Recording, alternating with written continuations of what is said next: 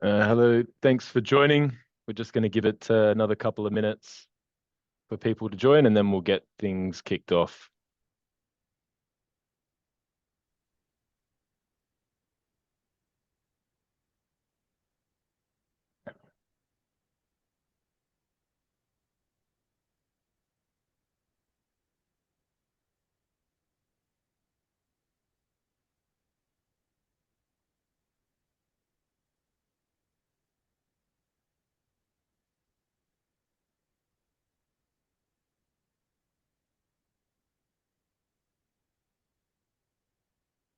Can still see a few people joining. We'll just give it another minute or so, and then we'll get started.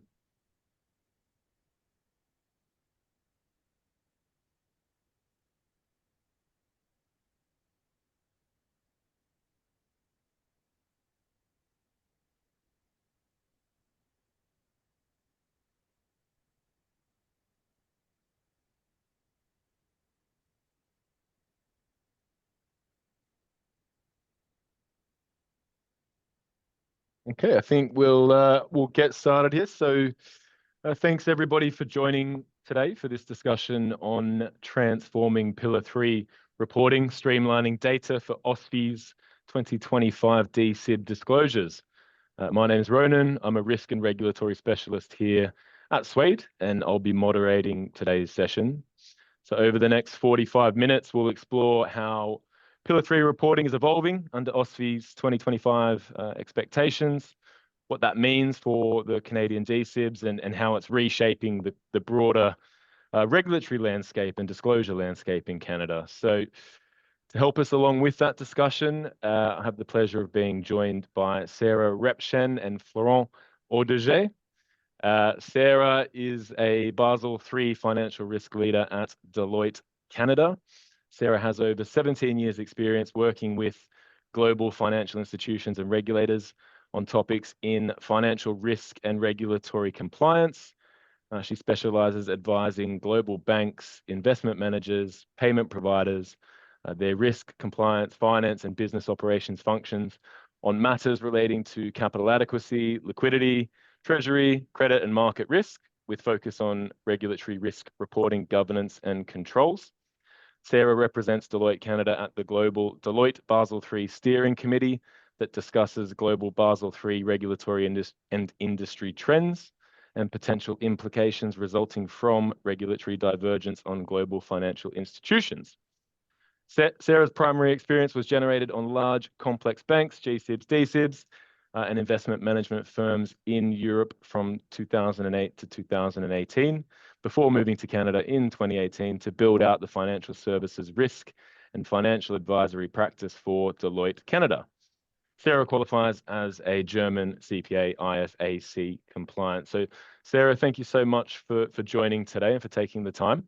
Wonderful. Thank you, Ronan. It's a real pleasure to be here. And I'm excited, for the opportunity to share some perspectives and experience on Pillar 3, having worked with DFIs across Europe and North and South America, because it's really much a passion topic for me since I wrote my master's thesis in 2008, 2009, I believe, on the Basel III framework. I was very hooked with everything in and around BCBS. And actually, when did I do my first work around Basel III and Pillar 3 in particular? That was actually in 2009 in Germany, as part of a statutory audit of large banks. As a German Wirtschaftsprüfer, I was auditing the Pillar 3 reports that included, the adequacy of those disclosures.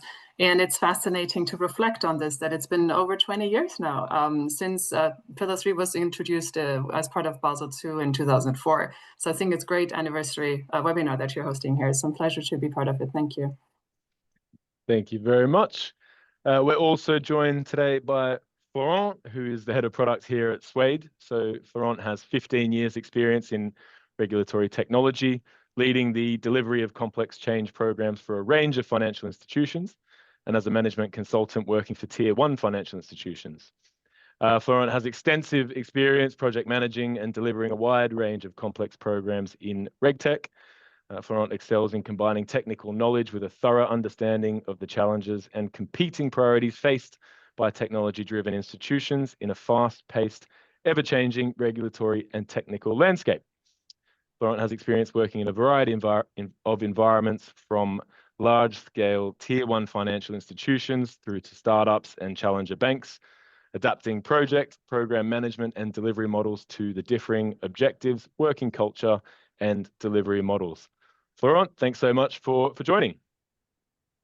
Thank you so much, Ronan, and thank you for the introduction. And yeah, I shall say I probably don't have 20 years of experience around Pillar 3. It's something I've started working with on at Suade a couple of years ago now, but I'm quite really involved in this, and I found the challenges around that quite very interesting. So I'm really pleased to have the discussion here now today. Should be a really good discussion. Looking forward to it. I hope everyone else is as well. A little bit of housekeeping before we get things kicked off. I'm sure you're all familiar with Zoom, but there is a Q&A function that sits within the Zoom webinar. So if you do have any questions for either of our panelists, then please feel free to submit those, and we'll leave some time at the end for Florent and for Sarah to address those. Okay, in the interest of time, let's get kicked off. Sarah, I will open with you for the first question. How are institutions being affected by the kind of increased scrutiny and increased transparency or data controls with regards to OSFI's Pillar 3 disclosure requirements? And then I'll throw it over to you as well, Florent, after Sarah. Yeah. So, I mean, overall, to take a step back in terms of how OSFI is really adopting the Basel III and the BCBS requirements around disclosures, they are really, I mean, OSFI is known to be a front runner when it comes to adopting those BCBS requirements, as you would have seen with the Basel III final reform regime from 2017, that Canada was really one of the first jurisdictions to adopt those changes, also including in and around FRTB and others. And so there is a high expectation, and there is a high desire, obviously, from the Canadian regulator to ensure that those regulatory requirements are adhered to, and that it is, following suit with the global landscape here.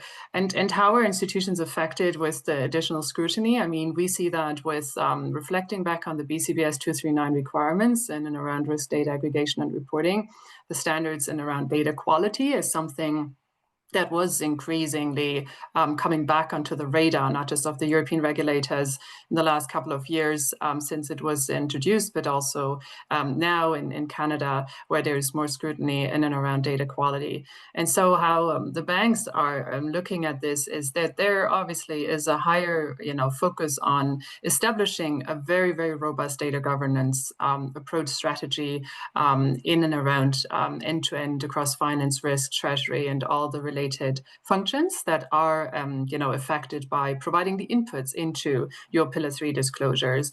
And so what I've observed personally with working with the financial institutions is that there's one critical element that sometimes is maybe not as front and center, how critical of a success factor that is when it comes to ensuring data quality, data accuracy, and consistency is provided, is really in just a simple but not simple element in around governance and stakeholder management and roles and responsibilities across those various stakeholders, across your finance function, your treasury function, risk, ESG departments, depending on how far along you've come with introducing some of those newer elements into your disclosures. So just getting roles, responsibilities, clear data ownership, clear accountabilities for data inputs and outputs that obviously form a crucial part in ensuring a timely and consistent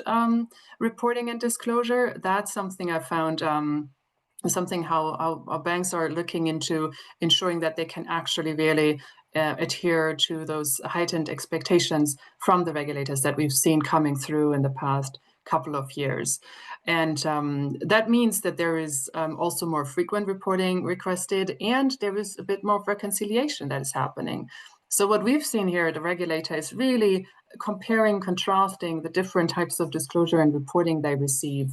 And that's also coming on the back of the new regulatory return assurance requirements that was introduced by OSFI a few years ago that come into effect next year, but already this year there is a heightened expectation on management attestation, internal and external audit opinions around your regulatory returns and around capital, liquidity, and leverage. And so with that, there is even more opportunities to compare and contrast, those data elements and reports and content that has been provided through those various aspects in and around disclosures. And so, again, that's why we probably see even more, bit of more pressure coming down to the financial institutions as those expectations increase and those opportunities to reconcile between different reports from the regulator will put just more pressure on financial institutions. Thanks very much, Sarah. And Florent, is that kind of consistent with what you've been seeing as well in terms of how institutions are being affected by this? Yeah, I think for me it's a slightly different journey, but the key element is what Sarah mentioned around data controls and data quality and governance, which is the reason we started looking into Pillar 3 at Suade. It started with the EU making it a mandatory submission using the XBRL framework, which is happening right now, which has forced certain level of automation, which we've been providing as a service. But that had made us realize that Pillar 3 is an additional disclosure requirement. It follows different timelines for submission and reporting than capital, liquidity, or leverage. But that a lot of the data that is to be used for that public disclosure is of the same nature as what you use for capital, liquidity, and leverage, albeit a bit less granular. So what we then realized is we could, with the data we have available when we produce other prudential reporting for other pillars of Basel III, we could automate the Pillar 3 production for all those data elements that were similar. And we think there's really a lot of value there because, as Sarah mentioned, there is the same level of assurance that is expected for prudential reporting than there is for disclosure. So the same, you need management sign-off, internal audit, external audit, etc. And if the data is the same and you can have an automated solution that use whatever capital, liquidity, or leverage data is to be reported on Pillar 3, then there's no additional control required because there is the same data, it reconciles fully. So for us, the journey has been wherever we can limit the discrepancy and ensure this data trustability is where we should invest our effort to facilitate Pillar 3 production and reduce the operational burden. Yeah, thanks, Florent. And I'm going to come back to you in terms of some of the challenges, that you found in implementing that automated solution from a Suade perspective. But Sarah, back over to yourself for this one. So what are the current challenges, I guess, that you've been seeing on your side when it comes to some of those things that you've both touched on there around data aggregation and the consistency across the different regulatory returns, the internal controls and timeliness and things of that nature, how those are being addressed through this, this automation or process improvement? Yes. Yeah. So there are indeed, I think you called out the key challenges, and I would argue that those challenges are not only true for Canadian banks, but from my experience having worked with banks in Europe as well, it's pretty much the same challenge all over the place for all the banks. In regards to data aggregation, of course, just a matter of fact that the systems are usually fairly siloed. Legacy platforms are used that require a lot of manual stitching of data together, or a certain manual degree of reconciliations that's required.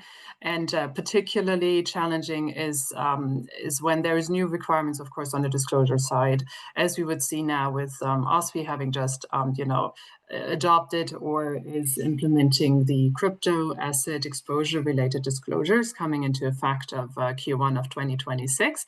And so with those newer data requests and data sets, it's even more challenging to ensure that all the right data sources are identified and that there is ensured a certain degree of robustness in the data for those newer requirements. How this should be addressed is, of course, looking into one of the obvious ones is to leverage some more automated tools and leverage some more tools and vendors such as yourselves and others to facilitate and reduce the degree of manual intervention in stitching data together, or at least establish like an aggregation layer that facilitates that. In addition to the comment I made earlier, which is critical on the stakeholder engagement and having first and foremost clarity on the key data owner and roles and responsibilities here, which is critical.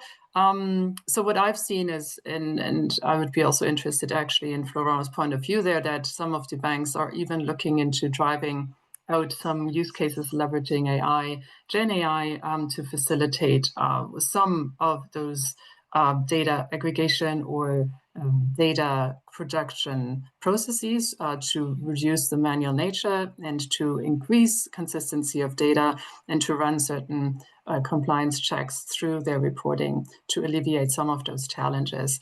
So it's seen more and more of looking into leveraging some of those newer technologies to optimize their report production. Not just Pillar 3, also other reports in and around other regulatory reports, returns, or risk reporting. The other challenge that you mentioned was the consistency around returns. The discrepancies really can arise across Pillar 3, and I touched on this earlier a little bit, where the regulators will compare contrast, right, your regulatory returns on your BCBS technology, and some also supported by controls that are ranging more around outcomes-based testing. That is very targeted to focus on very specific elements. So looking into how to advance your control environment through more, future stage testing activities, basically.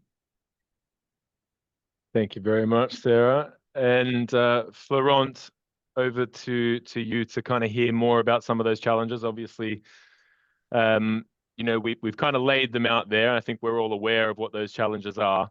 But it'd be very interesting to hear from a product perspective, and obviously speaking about from a Suade perspective, what those specific challenges were in implementing that automated solution to address these Pillar 3 more broad challenges. Yeah, and I think what we've seen and what I've seen over the 2 years I've mentioned working on that with Suade is those challenges, they don't necessarily come. They're not obvious at first. So when you start thinking about Pillar 3, it's a BCBS requirement. The templates, the nature of the data and the general structure of the template, be it the EU, the UK, or Canada, is the same because it's a guidance. So you'll think it's just about finding the corresponding data point in other national or central bank regulation that match Pillar 3 and automate those workflows, as Sarah was mentioning, and that reduces redundancy, reconciliation, operational burden, etc. That's kind of the pitch. But then when you actually look into it, that's when you start finding those variations. And as Sarah was saying, this is a disclosure, it's aimed at transparency, and there's a high level of flexibility embedded in Pillar 3 because it's public, because it goes on the bank's website, because you have to document your discretionary item, and you may want to document those in a way that's particular to you, to just give the information that's most relevant.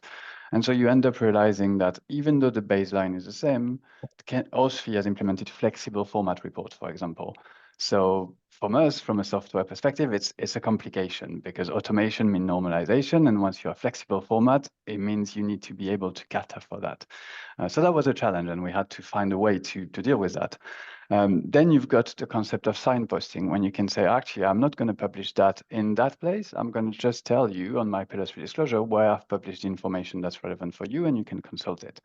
Again, that causes difficulties for us because it's not like a CoRep or a BH or a BCAR. You've got a set of templates. You either submit them if you have business or if you go above thresholds, or you don't, but that's set. Whereas in our case, in Pillar 3, you may say, my Pillar 3 publication will be made of this template, and some other information will be published in different places. And so you have to cater for that. And then there is the different submission period and processes. Manual adjustments is something everyone wants to erase. It's something everyone still has in places because of data availability, of control, of just timeliness of that data as well. And so when you use your underlying data, your prudential reporting capital is to be done within 30 days of the months end you're reporting for, and your Pillar 3 is 90 days. Well, how do you make sure if you need to do some small adjustments on your Pillar 3 because there's been transactions, for example, later on, how do you do that and how do you get an accurate picture when you're having really different submission periods, some different teams as well looking into signing off those templates? How do you build in our platform a system when you can get the capital team to validate capital reporting, sign it off, produce it, and submit it to the regulator? And then another team that will do Pillar 3 reporting actually take that data and understand it, use it, and produce automatically Pillar 3 on the back of that.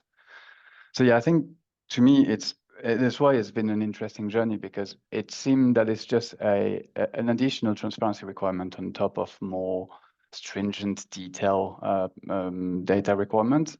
But it's actually a bit more than that. And I think that there are challenges that are very specific to Pillar 3 that are very interesting to address, particularly when you look at it with the principle of, at the end of the day, the level of assurance you need to have, the level of control, the sign-off you have on Pillar 3 data is as stringent as on any other reg return. Thanks, Florent. Yeah, that's very interesting to get that viewpoint. I guess as well as with anything, where there's challenges, there's opportunities as well, right? So this is then a good opportunity to kind of streamline that data and pull it all together as well, which I think, tools that allow that automation are able to achieve. Changing gear just a little bit, I guess, and I'm not sure if this is the right way to phrase this question, but can firms actually, leverage these Pillar 3 disclosures to enhance that transparency with their stakeholders, including, your investors and regulators and rating agencies? Sarah, I might throw that one over to you to start with. Yeah, thanks. And I think it's a great question, because really, there's so much effort and money put into establishing and producing this Pillar 3 report. And in the end, anecdotally, when I worked as an auditor on Pillar 3 reports, we also were checking always on the website, how often has that Pillar 3 report being downloaded? And I can tell you, not a lot of times actually that it was actually accessed by people, and it's mostly analysts, right? And maybe the auditors. But I've seen as low numbers as 10 times that a Pillar 3 report was downloaded from a bank, from their website. So you wonder, right? It's a shame. I mean, there's obviously a regulatory prudential requirement that you don't get around with, that you have to just comply with, which is good and fair. But you wonder, isn't there more that can be done, and how can it be leveraged more because of the richness of the data? I personally enjoy reading Pillar 3 reports. I'm not sure if that's true for everybody, given that's my way of, getting under the hood of understanding what's going on with the institutions and part of my work. But I think there is so much more that could be gained from this.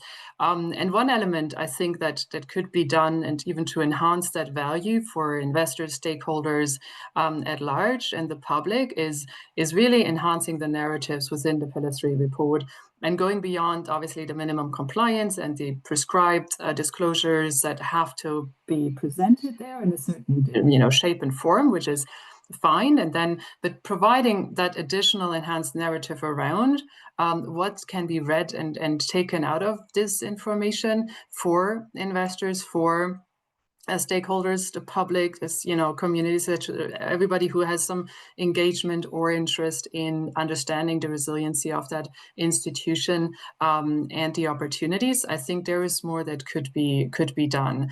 One example would be for the Canadian banks as well, and we've seen this in bits and pieces coming out a little bit, is around ESG and climate disclosures. The Canadian regulator OSFI has decided to delay the implementation of those climate-related disclosures a couple of years further. It was planned to come in next year, but then it was delayed, I think, at least 2 to 3 years, 2028 or so. But now there's an opportunity as well, right? What can you do to get ahead of this, to be proactive, to augment the current disclosures, to create even more comprehensive insights? And of course, some of the banks have decided to disclose some of those elements outside of the Pillar 3. So there is also this discretion that's provided by OSFI to allow that. But I think there's an opportunity to just tell the story and provide even more context in and around the resiliency for stakeholders, investors, rating agencies, regulators, which will just also, provide a good opportunity here. The other opportunity I see just to leverage Pillar 3 and allow for that better insight and create more value is use interactive dashboards and digital formats to make those disclosures more accessible even. So some ideas that I was reflecting also in preparation of that is that the fact the Pillar 3 report itself doesn't read super well. It's just a lot of data, and I think there's opportunities to reflect on how can that be created in a more intuitive, user-friendly way that will also support contextualizing some of the data and creating from information getting into those insights that you want to get out of, that makes it more intriguing for the relevant stakeholders to review and connect the dots among certain elements that you can get out of a Pillar 3 report. So those would be a couple of examples where I see opportunities to leverage all the richness of a Pillar 3 report, across the various stakeholder groups. Yeah, thanks very much for that, Sarah. Yeah, I agree. There's definitely a lot of insight to be gained out of the Pillar 3 report. Florent, do you have anything you wish to add? Actually, I think it's quite interesting because of the two things you've mentioned, Sarah. One of them is, I believe, what the EBA is trying to achieve with their Pillar 3 data hub. So the idea behind proposing a technical framework is to have even more comparability and consistency of data, and they're going to offer. I haven't seen it myself, and I'm really quite excited to see what it yields. But a visualization tool on their platform that will allow to compare effectively Pillar 3 across reporting entities. And I do think, to your first point, that will make people more interested, because you're not just looking at one particular organization's Pillar 3, but you actually have tools to really get value out of that information. It is deemed to be comparable, but really right now, if I want to compare them, I need to download PDF, extract table from them, put them in an Excel file. It's quite hard work, whereas this visualization tool really, really gives this, I hope, and I think, more visibility and more use. And maybe the last thing for me is purely from an opportunity perspective. If you're going to have to really provide numbers in the EU, it's a XBRL framework with validation, so it's going to be harder to make mistakes or to make approximations of Pillar 3. So if you're going to have to invest on this operating process, why not do it downstream or upstream, actually, on your capital reporting? Because if you've got this automated data flow, you still have to make a correct number in capital reporting. So why will you have two, three streams of improvement when you could already have one upstreams? Exactly. Do once use multiple times, right? Getting rid of the multiple reporting streams, including ad hoc reporting that comes on top of everything from the regulators, just to alleviate some of the pressure on the operations for the banks. I think I agree that could be a real value if that would be better integrated in terms of all those various types of disclosures and reports that have to happen at the moment. Thank you both for that. And just given that, we've got quite a few people on this call, I think it'd be interesting, we've covered off quite a few of the challenges there, as well as the opportunities and things like that. So, Sarah, I might throw this one over to you. What advice would you have for, a D-SIB that hasn't yet started that kind of Pillar 3 transformation or that journey? Do you have anything that you would kind of suggest there, or as a strategy? Yeah. So a couple of things come to mind. First of all, I mean, talking D-SIBs, I mean, everybody has obviously already, I think, fairly robust processes in place from the previous Pillar 3 reporting requirements and disclosures. But we're talking about the transformation here. And I think, first and foremost, I would recommend to look into what you're doing to gain regulatory return assurance over those regulatory capital, liquidity, and leverage returns, where there is already a lot of momentum happening in getting the data, quality data controls in the right shape, or just to revisit that to ensure there's optimization in the data lineage and workflows, etc., to ensure those new assurance requirements are, met and complied with, and leveraging that momentum and integrating with the teams working on that element in your process to ensure there is opportunities identified. How can that help your Pillar 3 reporting? Because that's ultimately, obviously, a very clear input into your Pillar 3 report, the data in and around your BCAR, LCR and SFR, etc., ratios, and the respective more granular data points that you have to produce for that. So looking into how you can optimize some of those initiatives as things are underway, and integrate with the right stakeholders to not miss out on anybody, because I'm aware there's always that, debate, and there's some elements that are driven out of finance, some elements driven out of risk. There's some other stakeholders and around technology and the business. So how to establish a very effective work task force to think through this more end-to-end versus in those little buckets of, initiatives that don't really fit together in the end. I think that would be a recommendation how to start and build a good foundation on the transformation journey here, to ensure you optimize the way how Pillar 3 is done going forward. And that will then include looking into what tools to use, what tools can not only help Pillar 3, but of course will serve your other requirements in and around capital reporting, prudential, so Pillar 1, BCAR, LCR, etc., that can then, used, across those related work streams and initiatives to reduce the patchwork of different tool systems, spreadsheets that are leveraged to stitch this all together. So those would be my initial reactions on how to start that journey. Yeah. Thank you very much. Florent, do you have anything to? I don't think I have much to add to that, to be fair. Clearly, finding the right task force that encompasses all the streams of data functions that are to be used is definitely a good idea. Seeing a lot of siloed initiative, and that creates discrepancies. So I think addressing things this way is definitely what I would consider to be a good advice if I was receiving it. Thank you very much. Thank you. Good to hear. So just a reminder, if you do have any questions, anyone on the webinar, please feel free to submit them in the Q&A section.